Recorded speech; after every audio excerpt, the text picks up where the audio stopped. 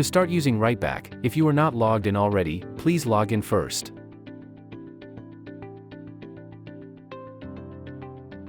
If the confirmation notice shows up, make sure to always allow.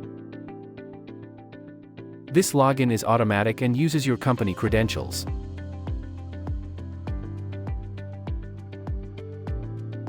To enter data, first identify the items you want to work with.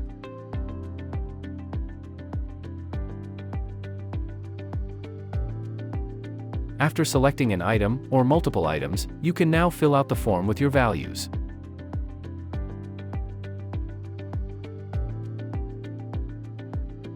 When done, click on Submit to save your changes. If the report reads from the Writeback table, refreshing will show your changes right away.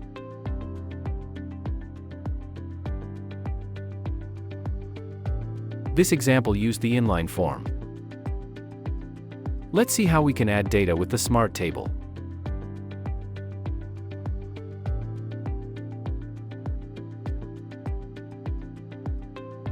With the Smart Table, there is no need to select an item in the report.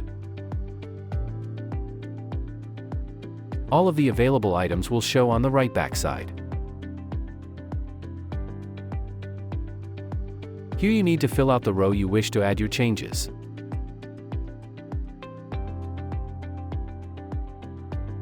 When finished, click on Submit to save your values.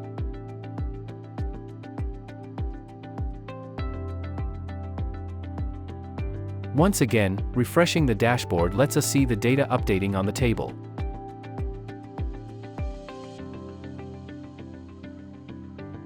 Let's also take a look at a commenting use case.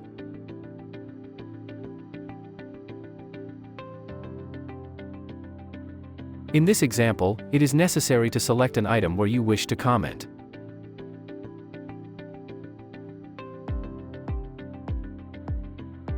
Then, using the form, we provide the comment and priority and then submit. Once the entry is done, we can refresh the data to see our update. Writeback can also be used as a pop-up. With the pop-up, it is necessary to click on the button to open the form. This example uses rich text to show that, if configured, that way, you can also format the text.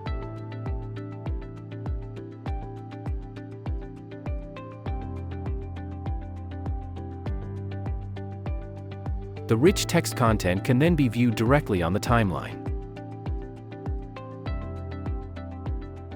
It can also be viewed on the Writeback Viewer container just below the button.